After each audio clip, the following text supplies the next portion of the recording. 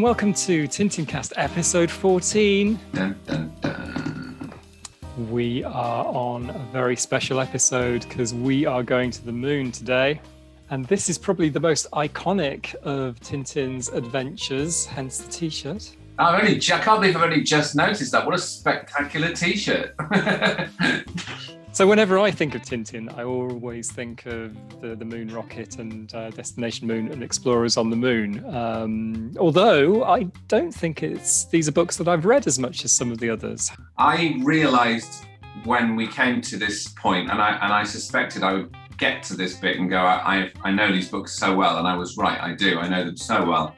I could remember panels, I could remember dialogue, I could remember Tintin saying what a horrible crushing sensation when they take off in the rocket and stuff. I could remember a lot about it, and so yeah, it was an absolute joy to reread them, but there wasn't anything in it that I went, oh yes, that, because I remembered it so well. So I clearly read and reread these ones a lot.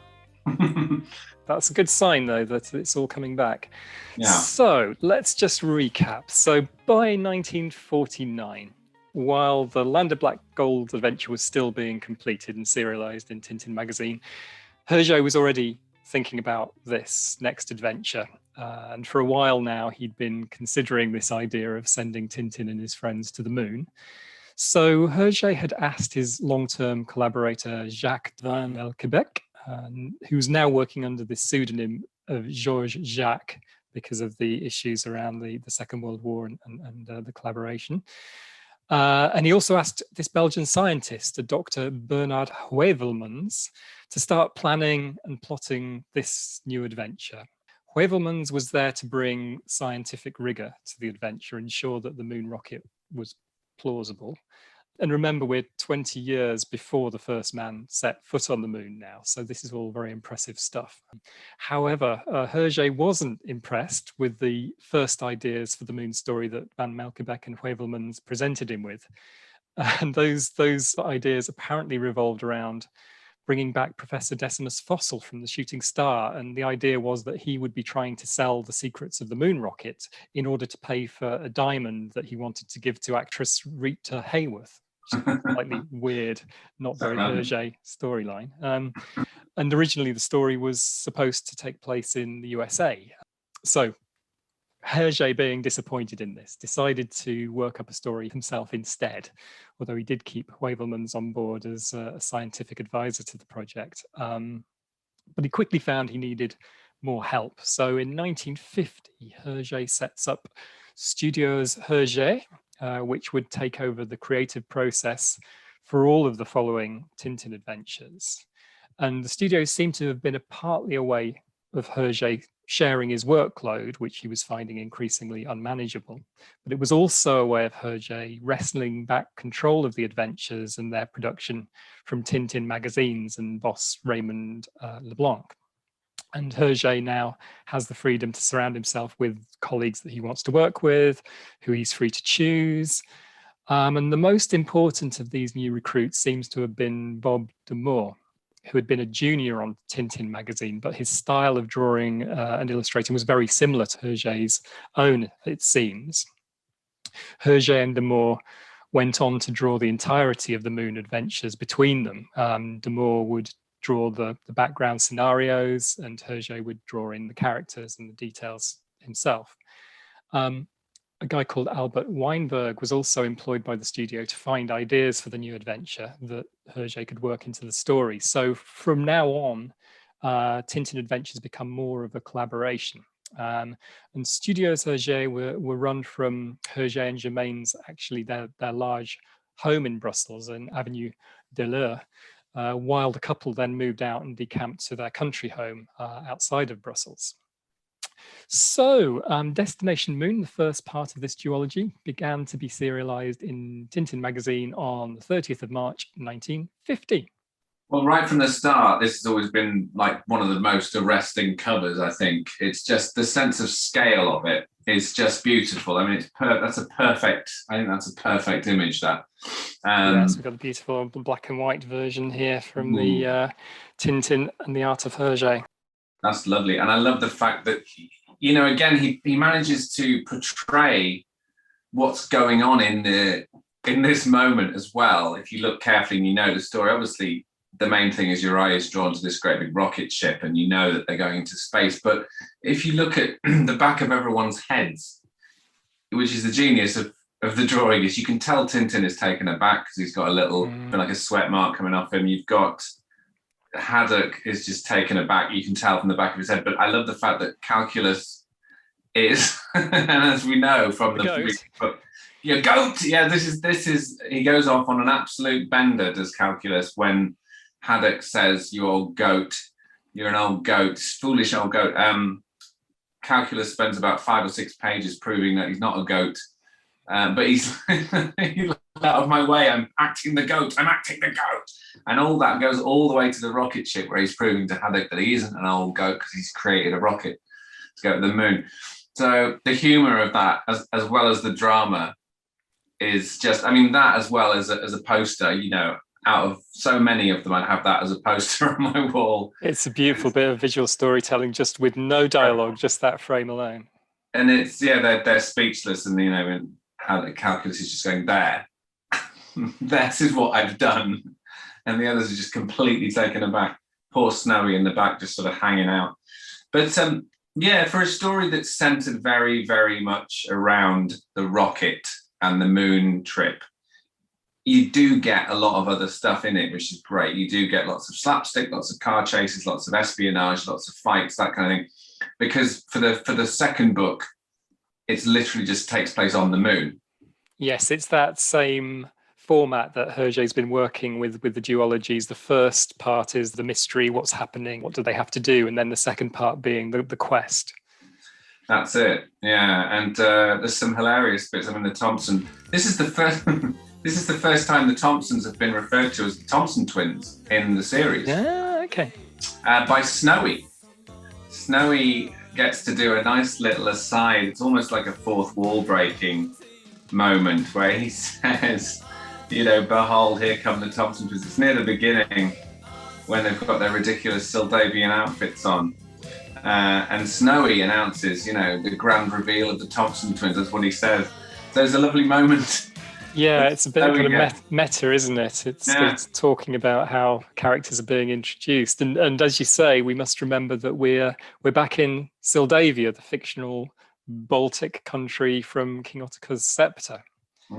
So this allows Hergé to work in more of a sort of a Cold War espionage story in the first book, with the competing Borgian forces intent on capturing the secrets of the moon rocket. And I'd sort of forgotten all of this from Destination Moon, because obviously the whole story, the kind of more iconic parts of the story revolve around the moon ship and landing on the moon and things like that. But there's this whole other sort of adventure going on just to sort of get to Sildavia, and then what happens as they're preparing for the launch.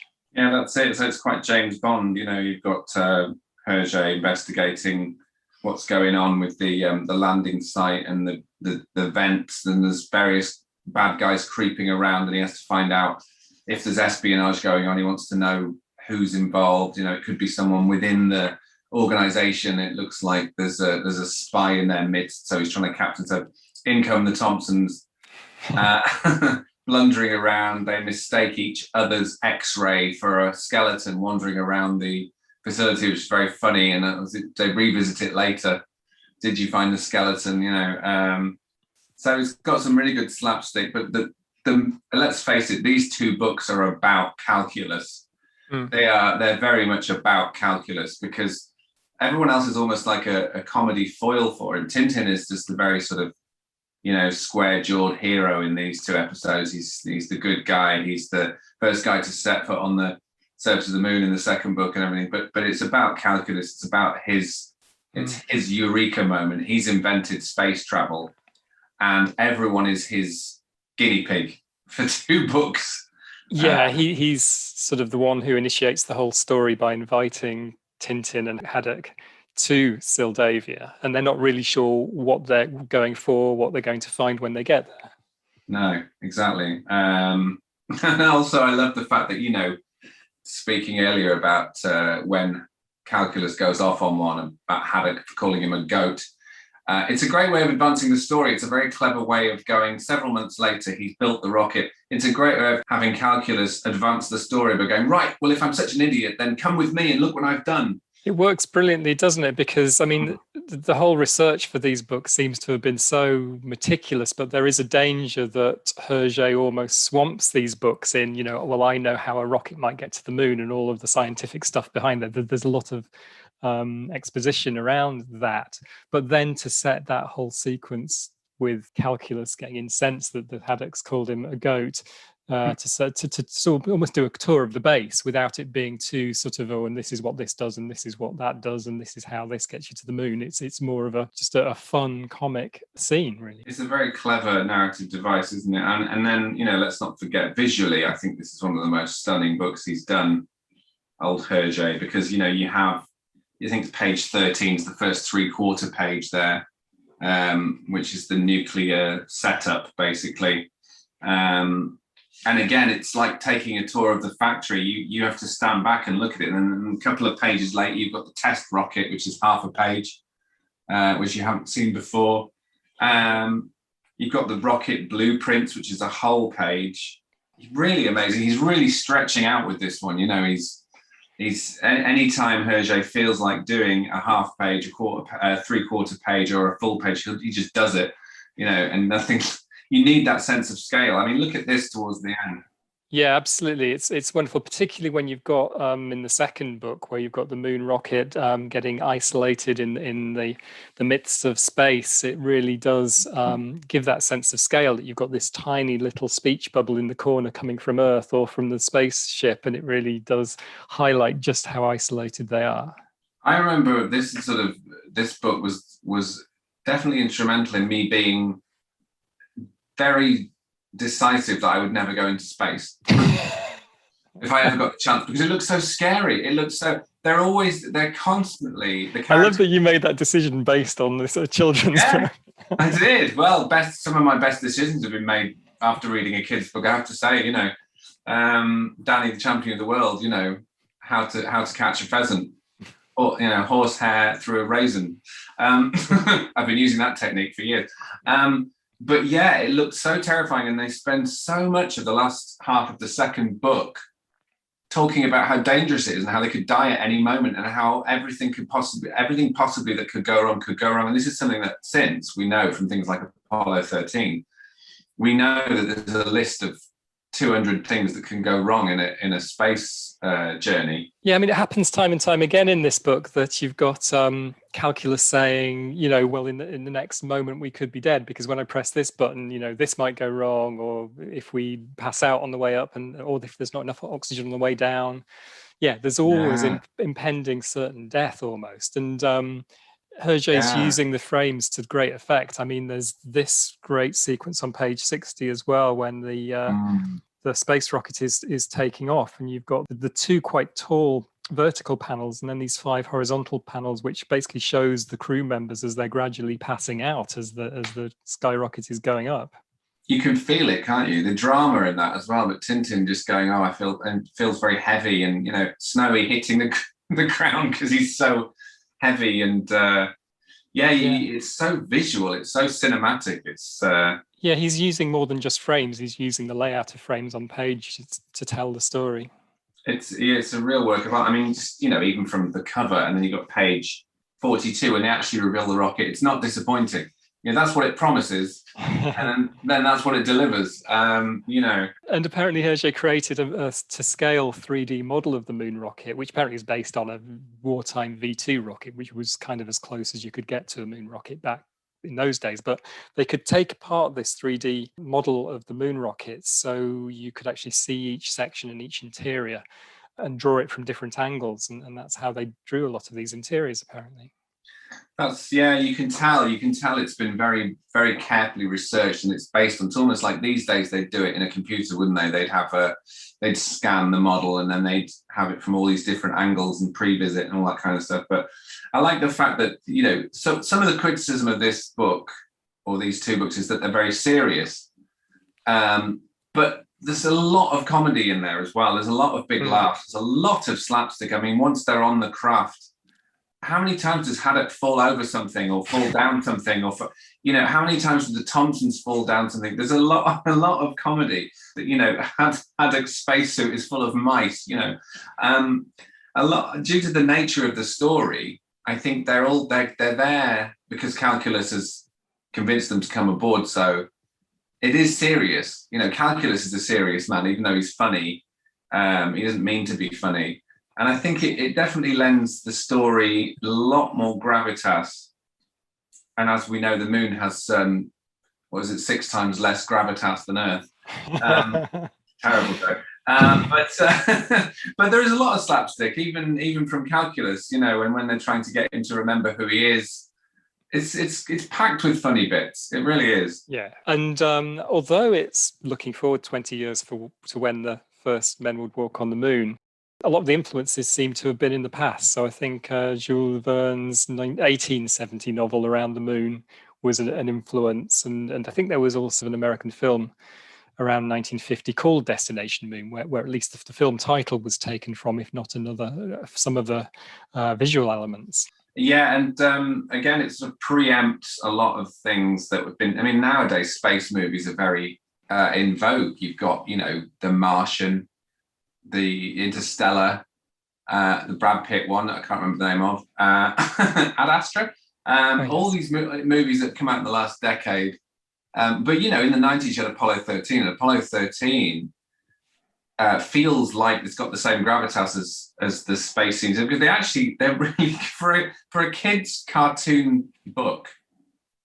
The space scenes have a lot of gravitas. That whole into the hands of fate, I'm going to press the button and doom us all thing. And the fact that, in the second book, which we can come to, several of the characters make very heavy decisions. Yeah. Yes. Yeah, absolutely. That always haunted me as a kid, what Wolf does, who we haven't talked about yet. But Wolf is an interesting character because he is the, spoiler alert if you haven't read these books, but if you haven't read them, read them before you see our analysis. That's probably that's usually the best way to get. Yeah, otherwise, what are you watching this for? But spoiler alert, Wolf is the spy, but he's a bit of a stooge, really. He's wolf in sheep's clothing. That's right, and that's what they call him. He's a weak man. He's very weak, and towards the middle of the second book, when you find out that Wolf is the guy who's on the mission with them and is the traitor, you realize what a weak, easily led man he is, because he is working for someone else who's working for someone else. But he's an interesting character because he's in it for the money. They cleared his debts. That's right. He had gambling debts, didn't he? And so they were able to pick on him to do their dirty work. And this is Colonel Boris Jorgen, again, from King Ottokar's Scepter, who was the colonel and aristocrat in the Soldavian army, who tried to take over the tried to take over the Soldavian throne. And he's a nasty piece of work, isn't he? He looks nasty and he acts nasty, and he's got no compunction about, he wants to leave them all on the surface of the moon. And it's like, well, if you do that, you'll land back on Earth and you'll go straight to prison, having killed 4 people. So, maybe don't do that. I think he was deliberately also drawn to resemble Adolf Hitler. He does look Hitlery, doesn't he? Yes. He's very Adolf-esque. But you don't realize he's stowed away that's a reveal, isn't it? In the second one, it's a reveal. Wolf goes down and says, "Oh, Tintin, I'm just going to go get some supplies." And then he goes, "Actually, can you go down now?" Because he knows that Jorgen's waiting for him down there and he's going to cosh him. Yes. Everyone gets coshed in these books. Tintin gets coshed a lot of times in these books. It doesn't look very nice, does it? But yes, the way the story builds to this, there's a spy there, there's some espionage going on, and then they take off and they get very carried away with the takeoff, and that this is, it goes very ground control to Major Tom at the end, doesn't it? But you're aware as a reader that there's something wrong with the mission, because there's these people looking out for it to fail, and they keep saying, "Oh, you just wait. And they're always like there with the plot. And it's good because that isn't revealed too soon. Something's happening, and there are these people who are obviously listening to the radio communications coming from the moon rocket, but you're still not quite sure what they have planned. No, it's a bit sketchy at this point. But again, it goes it's very calculus heavy, because calculus is mocked by Haddock quite a lot. When calculus can hear what Haddock's saying, and Haddock calls him a goat, he ends up striding through the facility, lifting up very heavy guards and getting them out of his way. You know, you can hear that. You know, this great big guy there. What's going on, Professor? I hear you're acting the goat. He picks him up. He picks him up, going. You can just hear his annoyance. And it's, you know, the last sort of 20 pages, other than the takeoff, are about calculus proving how passionate he is about his project and how they think he's an old coot. And he has a lovely, I mean, they play with the whole gravity and things, because the lovely scene where Captain's whiskey floats out of his glass as this kind of ball of whiskey floating in the air. Yeah, which I know they used in the movie. Expanded on the Crab with the Golden Claws seaplane sequence in the movie. They put that in the movie, and they had that's really well done in the movie actually, and it's falling to earth and the gravity goes out and the whiskey's flying in the air, and Haddock and Snowy are fighting for these balls of whiskey. You know, Haddock actually manages to get some down him and then burps into the engine when it starts the engine, which I think is, again, very in keeping with what Hergé would have liked, I think. That's the one bit I did forget about Destination Moon. But, oh, yeah, this is in the movie, in the plane. So, yeah, well, after that amazing finale, how long did they have to wait? It was 18 months they had to wait for the sequel, Explorers on the Moon. Yes, there was a gap in the middle. But, yeah, it's got, obviously, you know, when it begins, Explorers on the Moon, which, again, has another fantastic cover. I absolutely love that. I mean, again, I think I've seen posters that have been these two together. Yeah. Because it's so evocative. And the original artwork was pretty weird. There was these sort of cartoony drawings of like a man in the moon face with yeah. It looked like what is it, Méliès? It looked like those early films about going to the moon. Yeah, that's right. But there's some great adventures on the way. Obviously, you know, you've got an encounter with an asteroid. Haddock drunk goes for a spacewalk. Yeah. So do you know about the asteroid? It was another case of life imitating art, because in 1953 there was a Belgian astronomer who discovered an asteroid quite similar to Adonis, I think it's called in the book. And in 1982 they decided to name that asteroid after Hergé in his honor. But again, straight after that dramatic scene, he takes a deep breath and he has the Thompsons hiccuping bubbles and growing their hair different colors again. And so that's, you know, it does have kind of some very, very slapstick comedy relief in between the very serious nature of the rocket and what the rocket's doing. Yes, because the whole the alien landscape, page 33 to 37, just some of those scenes really desolate and actually quite suspenseful when Tintin has to go down into the crevice to rescue Snowy, again what looks to be certain death. Yeah, it reminded me of Moon, which is a fantastic film by Duncan Jones. And but yeah, also I think one of the other inaccuracies is that they thought that the rocket would take off as a rocket and then turn around and land. Whereas actually what they realized is the rocket was just the way of getting it out the Earth's gravity. Once you'd done that, you had to detach the satellite, because this couldn't have landed on the moon. It's too heavy. But it's a nice romantic view of space travel, that you fly up in a nice colorful rocket, turn around, you know, hit your retros and land. Yes. Simplistic, but, you know, for a cartoon, that's fine. But I like the fact that once they're on the moon, because, you know, fair enough, they're going to the moon, well, what are they going to do on the moon? They can't just like walk around and then come back. So they've got this whole like week of missions, which I really like that. I like Calculus's logbook, and, you know, the tank missions is very funny and dramatic. And again, Haddock just keeps clonking his head on the tank because Haddock doesn't seem to be designed to travel in anything without whacking his head. He is starting to be the fall guy for a lot of these visual gags now, more so in many ways than the Thompson twins, I think. And actually, apparently this is the last book where the Thompson twins actually accompany Tintin on a quest like this. In the later books, it's more Haddock that becomes the fall guy for these slapstick moments. Yeah, and I like the fact that the Thompsons are only there by accident. So it's like, I think to contrive to bring the Thompsons with them, people might have said, well, what are the Thompsons doing there? You wouldn't want them on a rocket ship. And you find out they've just been sleeping down.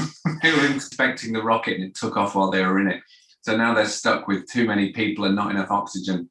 Then, of course, later, after all things like that used to freak me out, where they're coming back to the rocket. Oh, yeah. And it's taking off. I mean, imagine the fear of, well, where are you going? I'm not getting off the moon. It is. They really tap into every possible fear and terrible situation that could occur if you were going to the moon. They do. The claustrophobia of it and the, but again, everyone's character comes out, which is the genius of it. It's like, put them in these situations. Haddock is a grumpy, bumbling fool, and that comes out a lot. Tintin is intrepid and brave. Calculus is scientifically minded, and the Thompsons are complete idiots because once again, and they reference this, and they reference the fact that they've done it before, is they go round and round in circles following their own footprints. Yeah, it's just like in Land of Black Gold with the Jeep, isn't it? And they say that, don't they? Say, oh no, we've gone round and round in circles again, like in the desert. It's like, okay, they do realise, what idiots they are. But yeah, there's a whole kind of, first of all, they have to cut the time short because there are too many people in the rocket. I mean, there's one more than they even know because obviously Jorgen's hiding down in the hole. But and then you've got this incredible act of self-sacrifice by Wolf. Yes, Wolf. I mean, he's a weak man. He's not, I don't think, a terribly bad person. Obviously, Jorgen is a pretty bad person. I think he just gets ejected into space once he gets shot in some of the final scenes. But in Wolf's case, he decides to take his own life, jettison himself out of the craft, so there's more oxygen left for people who are still left on board. And actually, showing this suicide would have had quite an enormous stigma in Belgium, in the Catholic country. Apparently, it wasn't particularly acceptable to be talking about these things, particularly in a children's cartoon. And apparently, Hergé was forced to add an extra sentence to Wolf's farewell note that reads, "Perhaps by some miracle I shall escape too." Apparently, Hergé always regretted inserting that line, which he felt, deflected from the point of his action. Hergé says Wolf was condemned and he knew it better than anyone else. I did think when reading Wolf's suicide note, I'm like, by some miracle, no, mate, you went off to die. There's no way. Yeah. You jumped out of a moving rocket. There's no way you're coming back from that. But yeah, I know it's similar to, J.K. Rowling famously was criticised for the later Harry Potter books being quite dark, and she said the worst thing I could have possibly done was to respond to that and change the book, because that's, if you think something's too dark, then that's your prerogative, but this is what needs to be in the story. And I think Hergé obviously said no, he needs to sacrifice himself because he's been a very naughty boy. So what's the publication date on the magazine there? This one is from 1953. Right, yeah. So we're getting towards the end of the adventure. Let's have a look. It's from the scene where Haddock is trying to cut the Thompsons' hair. Oh yes. And it just keeps growing back, and Calculus is accidentally feeding Snowy sugar cubes. Is that in the actual final version of the book? Oh, it's nearly the same, but not quite. No. Yeah, a bit of redrawing, slightly different resequencing. Oh yeah, they cut this bit. There's a scene where Snowy goes out the airlock or something, or ash. They cut that, but the rest is very similar. But the Thompsons have different coloured hair. So yeah, there's an extra little sequence that's interesting. But yeah, once Wolf has made that sacrifice, it's all about the landing, isn't it? And again, it's very dramatic. It's scientifically incorrect, again, that they would turn around and just fire the rockets and slow down. But in theory, it's similar. But yeah, I love the Earth getting bigger and bigger and bigger and bigger, and you can see the landing site with the people on the side of it. Yeah, and they're all passed out, and you're not sure if they're going to wake up in time to change direction and correct their course. That's a classic. So on page 57, Tintin passes out, and then page 58, he wakes up again and manages to put the autopilot on. Loads of cliffhangers in this one. Loads, yeah. It actually reminded me of, I think my dad had a radio play called Journey into Space, which I think it was made in the 60s. Very sort of gee whiz, Journey into Space, that kind of thing, which actually reminded me of the end of Destination Moon, where it says, "What dangers await Tintin and his friends on the moon? What will happen in this perilous journey into space?" It's very... Yeah, it's very like the Bell Vision series. I remember, I think that's the first of the TV cartoons I watched, and every cliffhanger every 2 minutes or something. Yeah, and it's got that fantastic landing where the car nearly gets incinerated. Mr. Baxter's car, and it's got some comedy at the end with Haddock and Calculus, where he wakes up at the mention of the word whiskey, and then he says, "There's no way I'm going back to the moon with you, you old goat." He says he'd rather be turned into a bollard than set foot in space again, which I think is probably more Hergé's words than the captain.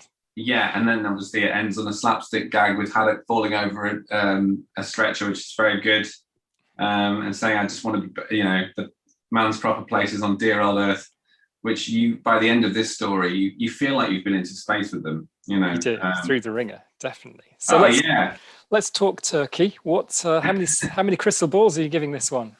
Could you predict how many crystal balls I'm going to give this one? I think you might go full on with this one. Yeah, you're right. I think I knew I would. It's gone epic at this point. That he's working with his team, Hergé and his team, and I think it's just really epic, beautiful storytelling, drama, comedy, beautifully laid out. I mean, the whole thing is a work of art, and I just love it, and I've always loved it. So I kind of knew I'd give this one 7 crystal balls. Yeah. Well, I was swithering between 6 and 7, but I think you've persuaded me that this is worthy of a 7, because the only criticism I have is that it's a bit heavy on the science at some point. Hergé's obviously done a load of research, which, more power to his elbow, but sometimes it just does interfere a little bit with the flow. But there's enough comic moments. There's some absolutely magical scenes, beautifully drawn, and so many cliffhangers. It's incredible. Plus, it's just unique. It's obviously the only one in which Tintin goes to space, so it's unique. He's back down to Earth after that. The fact that Hergé could take Tintin, who is a earthbound young reporter, that's it really. And I guess after World War II, he wanted to have a bit of fun and a bit of, and the space race was on by then, wasn't it? It was very heavily. Well, I mean, in 1969, when Neil Armstrong finally walks on the moon, Hergé draws a cartoon of the astronaut being welcomed to the moon's surface by Tintin and friends, who had obviously been there for 16 years before. And they're all saying, "Welcome to the moon, Mr. Armstrong," which I think was a lovely touch. That's great. I love it as well when they take off from the moon and they say, "Oh, these footsteps will be the only signs of life." And it's like, yeah, and that huge tank he left there as well. That'll be quite conspicuous, I think. So let's check in with Hergé. Yes. So Hergé's collaboration with Bob Damore on the Moon Adventures was obviously a great success. It also seems that the two men got along famously, and Damore would now continue to work with Hergé on all of the subsequent Tintin adventures. However, Hergé's ill health and personal troubles continue throughout the Moon Adventures, and halfway through this serialization, in September 1950, Hergé goes AWOL, having suffered another breakdown. And this prompts Tintin magazine to publish a blunt "Hergé has disappeared" message in the magazine, rather than try to cover for Hergé as they had done previously. Hergé had also developed eczema on his hands, and this eczema condition would continue to plague Hergé from now on, whenever he was drawing Tintin, in fact. So Hergé heads to Switzerland to convalesce, which he does quite a lot during this period. But there he develops a fear of water, which he'd never had before, and he was a keen swimmer, keen rower, so that was a blow to him as well. And around this time, his mentor, Abbot Wale, is released from prison for his part in the war, being a collaborator. He visits Hergé and Germain during this time, and that stirs up all the old stresses of the war years for Hergé. And in 1951, in spring, Hergé's forced to write a letter of apology in the magazine for being away for so long. And he tries to explain to his readers about his ongoing ill health. So he says, "Dear reader, I don't really know how to apologize for the long interruption of Explorers on the Moon. I've been telling you in pictures the adventures of Tintin, Snowy, and all their companions for more than 20 years. But though all of those rascals are tireless, unfortunately, I am not like them. Do you realize how much work is involved in a picture story like the ones that appear in this magazine? Tell yourself that the cartoonist must be scriptwriter, decorator, costume designer, dialogue writer, all at the same time. He must educate himself from books, journals, illustrated weeklies, and sometimes even actual places. Imagine to yourself that all of this means research, reflection, and continuous work, and you will see that the job of storyteller in images is not a job that leaves time for any rest."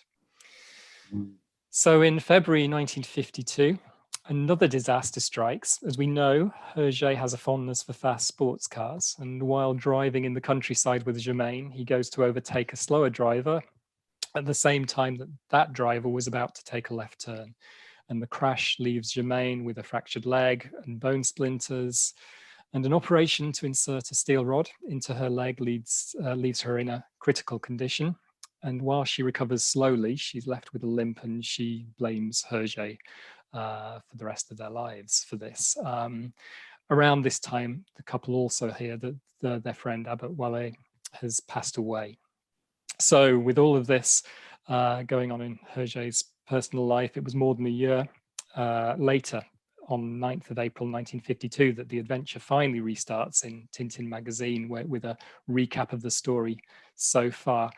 And the Moon adventure finally draws to a close in the magazine at the end of December 1953. So the Destination Moon adventure was published in French book format by Casterman as Objectif Lune in 1953, and Explorers on the Moon followed in 1954 as On a marché sur la Lune, and the adventures were translated into English and published in 1959. And this marks the last of Hergé's two-part duology adventures with Tintin that had been so successful. The publishers also seem to love these duologies, so this seems to have been Hergé being his sort of contrary self. And instead, he decides to take on politics again, specifically Cold War politics, as we'll see next time. Yeah, now the calculus affair next week is one I don't know very well at all. So I'm looking forward to going back into that one for different reasons.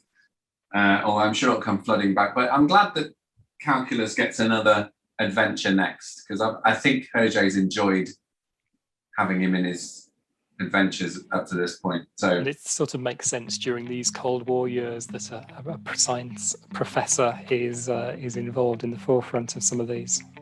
Yeah, and I think after having gone to the moon, he's going to be in demand, calculus. You know, they'll want to know what's going on in that big brain of his. So yeah, we'll have to study up on that one in the next week. Absolument. We will see you next time. Bye.